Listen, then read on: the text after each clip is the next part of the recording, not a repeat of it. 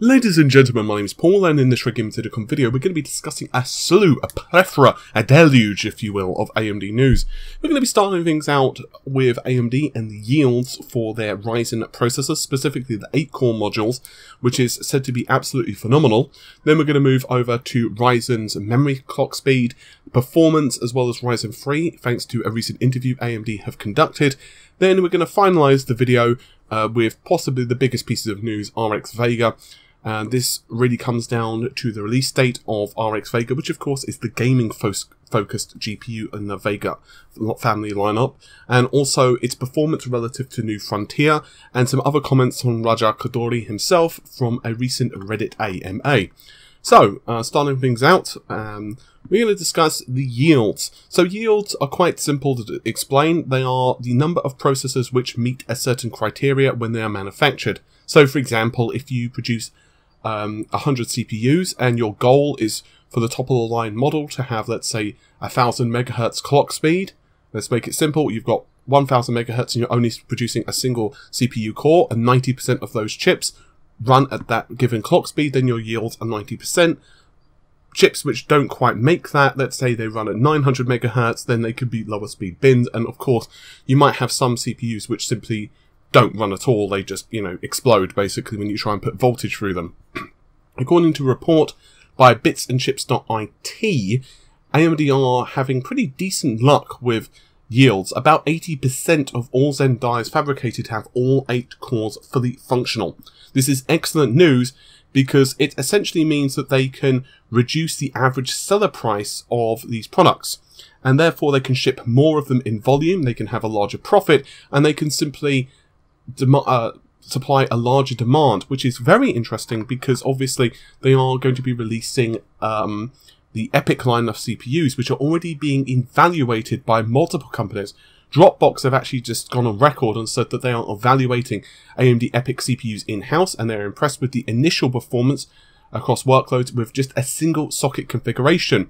The combination of socket core performance, memory bandwidth, and I/O make EPIC a unique offering. We look forward to continuing evaluating EPIC as an option for our infrastructure, end quote. Honestly, the fact that 80% of CPUs are hitting the target isn't exactly super surprising. It's not something that AMD are boasting about at the moment, but the fact is they chose to go with a 14nm process.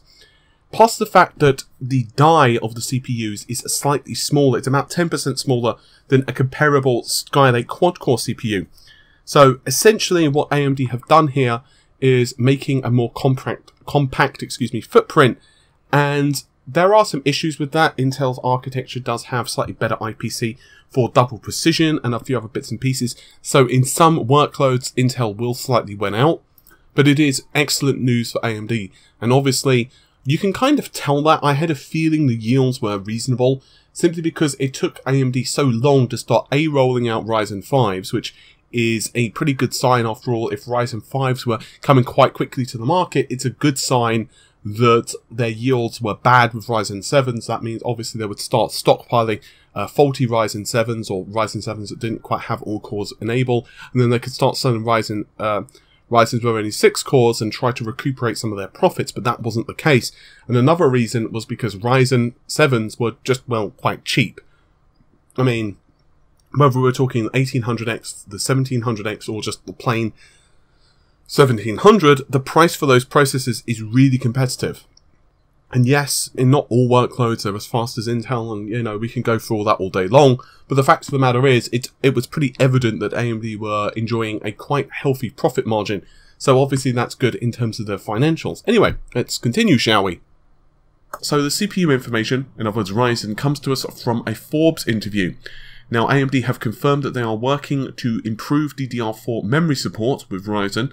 This is specifically to increase the ability for users to select higher clock speeds for memory. Now, they have confirmed there will be another another Ryzen update, which is going to be for Aegisa. Hopefully that's how you pronounce it. Anyway, for May. And this is going to improve DDR4 memory compatibility, but it still also stresses that motherboard manufacturers might need to just improve the design of their boards, which might piss off some people who have already bought motherboards and perhaps don't have the best designed motherboards. Now, how AMD is suggesting that their vendors do this is to increase the number of PCB layers and also better copper traces. And this is located between the DIMM slots and socket.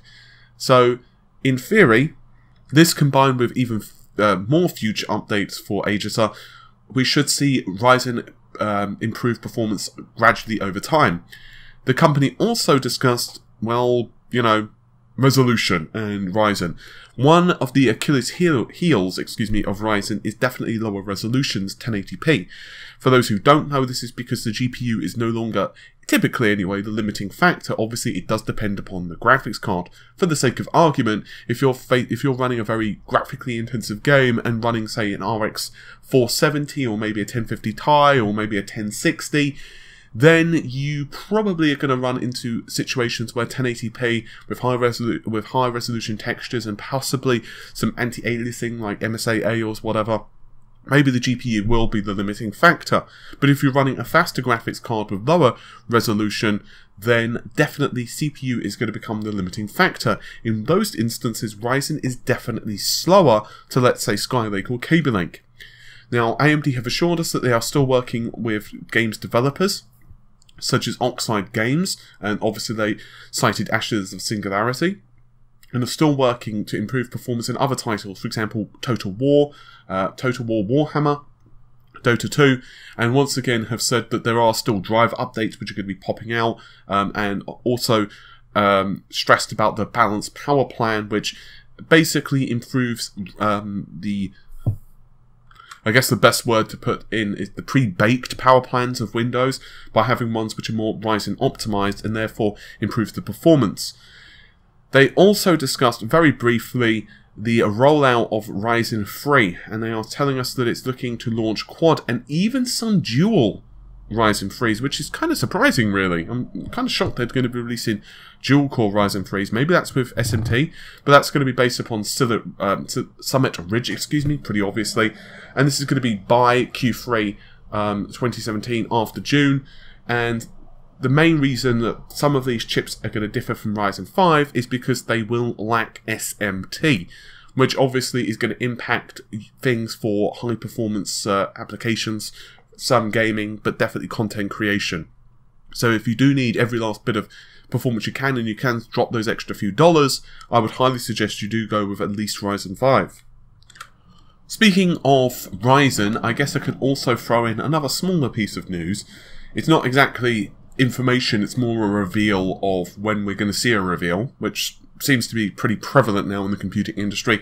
A user actually emailed this tip to me. His name is Joe, so thank you very much to him. Essentially, something has awakened, at least according to Asus ROG, and it's obviously demonstrating that we will soon be seeing a ROG branded notebook slash laptop slash whatever you want to call it popping soon with a Ryzen background. So obviously it looks like we're going to be seeing this reveal at Computex 2017 because the video's very brief description includes the Computex 2017 in a hashtag. Not exactly loads of information, to say the least, but supposedly we're seeing AMD tell us that Ryzen laptops will see a 50% boost in CPU performance and a 40% boost in GPU performance compared to the APUs that it currently offers. So that could be kind of cool if you need more a mobile-based solution. Okay, let's go into the stuff that you're probably more interested in, and that is Vega. So, I've discussed Vega at length over the past couple of days, and its reveal, of course, at AMD's investor conference. So I guess really there are some questions we're all left with, and I did tackle some of these a few days ago, but Raja Koduri has thrown more light onto the subject. So we are going to be seeing, according to Raja Koduri, Vega shown off at Computex, but it won't be on stores' shelves that week. In other words, it is a soft launch. Now, I'm going to read out this quote verbatim. We know how eager you are to get your hands on Radeon RX Vega, and we're working extremely hard to bring out a graphics card you'll be extremely proud to own, incredibly proud to own. Developing products with billions of transistors and forward-thinking architectures is extremely difficult, but extremely rewarding work. We're working hard as we can to bring Radeon RX Vega. On HBM2, we're effectively putting a technology that's limited to super expensive out-of-reach GPUs into a customer project. product. Right now, only insanely priced GPUs from our competitors that aren't within reach of any gamer or consumer make use of it. We want to bring all of that goodness to you, and it's not easy. It's not like you can just run down to the corner store to get HBM2. The good news is that unlike HBM1, HBM2 is offered from multiple memory vendors, including Samsung and Hynix. The production is ramping up to meet the level of demand that we believe Radeon Vega products will see in the market, end quote. So, too long didn't read. He's basically saying that yes, they're putting the final touches on the graphics card, but the problem is it's pretty much what most of us assumed, and that is it's HBM2 memory. I do once again wonder if AMD are somewhat regretting having some of their eggs in the HBM2 basket and not taking some of those eggs and putting them into GDDR5X basket. Having said that, of course, we don't know the entire lineup of Radeon graphics cards that are using Vega, so maybe, and obviously I'm just guessing here, or at least speculating, maybe some of them do have HBM2 support, but also GDDR5 or GDDR5X support, but we'll just have to wait and see. So, Radeon Vega Frontier has 2 stacks of HBM2, and that's 480 gigabytes per second of memory bandwidth, which we've already seen, and that is, from what he believes, going to be enough for most workloads. We'll have to wait and see. But one thing that's very interesting is that, well, it's pretty much confirmed there might be a variant of RX Vega which has 16 gigabytes of RAM. Now, obviously, that's going to be quite a bit more expensive. It's not going to be a very small increase in cost because, while, as he said, HBM2 is not cheap to produce.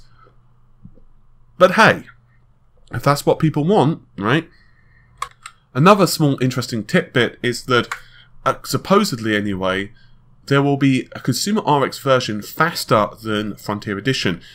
He said, and I quote, "Consumer RX will be much better optimized for all top gaming titles, and flavors of RX Vega will actually be faster than Frontier Edition." That's a very, very ambiguous statement. I'm kind of curious what he means by that. Are we going to see higher memory clocks? Are we going to see higher core clocks? Is it going to be primarily due to drivers? Is it going to be something else?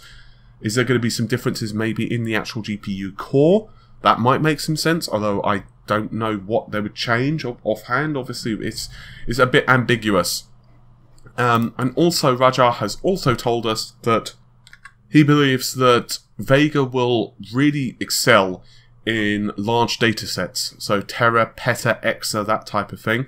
But from gaming, he wants to build a product which tackles the challenges of 4K at 60 frames per second for AAA gaming. And obviously, like Fiji, Vega will excel in small form factors due to HBM2. In other words, because obviously, for those who don't know, I'll quickly explain it, HBM memory has a much smaller footprint in terms of PCB, because obviously it's essentially built directly onto the GPU's die rather than needing to spread the memory chips all around, and it also requires less power as well, which is also kind of a benefit. According to another user who asked him, why is the official Frontier page shows a render of card with 2x8 pin connectors, and the one you are holding only has one 8-pin and also one 6-pin. And he said, I grabbed an engineering board from the lab on the way to Sunnyvale Auditorium, and that board works well with a 6 and 8. We decided to put 2 8-pin connectors in the production board to give Frontier users extra headroom. So, quite simply, he's saying, yeah, it's enough with an 8 and a 6, but we decided to go, and add that extra additional power consumption headroom if needed. So basically, the difference is additional 2 extra grounds. The 8-pin is designed for 150 watts, whereas 6 only typically is allowed to draw about 75 watts. So, that is quite an additional, that is quite an abundant of, wow, I really can't speak today, a lot of additional energy that the GPU can draw if required. Another very interesting question that was asked was the card a Frontier edition that was used in demoing? And he said yes, it was, but it was also an air-cooled version. And finally, in regards to architecture, he said that the card itself is more geared towards DirectX 12 and Vulkan. Now, it's kind of a roundabout way of answering this question, but he said, and I quote, "If a game or game engine prioritizes low-level access to GPU, Vega will soar at the same time while optimizing Vega for legacy APIs as well as much as possible." So that's quite interesting. He also confirmed that there will be a slight difference in clock speed between the water and air versions, but it's only a slight difference, whatever that means. A little more on memory bandwidth, because obviously 480 GB per second is slower than Fiji, which has 512. Raja reiterated that both GPUs, Fiji and Vega, has enough memory bandwidth for all workloads. It's very important to realise that it's not just about the sheer amount of memory bandwidth, but it's also how optimized that architecture is. So in other words, is it compressing textures, is it compressing data, is it does it have larger amounts of cache on board, which reduce the need for the GPU to constantly farm out requests to memory? Is it better at predicting let's say data in advance? Is it better at actually pipelining requests through the GPU? So in other words, the GPU doesn't have large bubbles, and basically all of that stuff is very important. I'm going to remain, cautiously optimistic but skeptical. I want to see basically how it scales, and accordingly there's going to be the ability to overclock HBM2, and that's going to really be the foundation for me, because obviously, very simple test actually, you can very simply check whether a card's memory bandwidth limited by running a game at high resolution and simply lowering the core clock, if you can, say lower it like 100 megahertz just for the sake of argument, and see if there's a difference in performance. If there's not a difference in average performance, then you can start raising the memory clock speed a little bit, and then obviously if it starts going up, then that typically means your memory bandwidth starved. Generally, the holy grail of any GPU design is to obviously have it so that the memory bandwidth along with the GPU core are pretty much on par, so one doesn't hold back the other. That doesn't always happen. So if we have the ability to overclock HBM2, it's going to be very interesting to see if the actual architecture is memory bandwidth starved or not.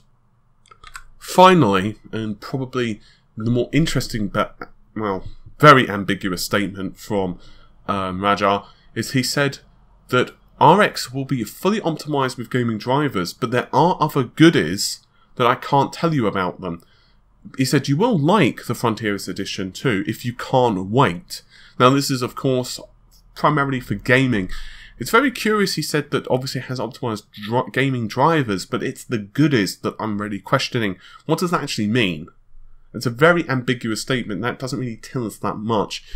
I'm going to assume that it probably doesn't have like additional, stream processors or whatever else, but I'm kind of curious. I wouldn't be surprised if there are some actual GPU optimizations in there on the core, or possibly we have a situation where it just has higher clock speeds, or maybe much more aggressive with boosting, that type of stuff. But obviously at the end of the day, we're just going to have to wait. With all of that said, hopefully you've enjoyed the video. I'll see you soon. Take care. Bye for now.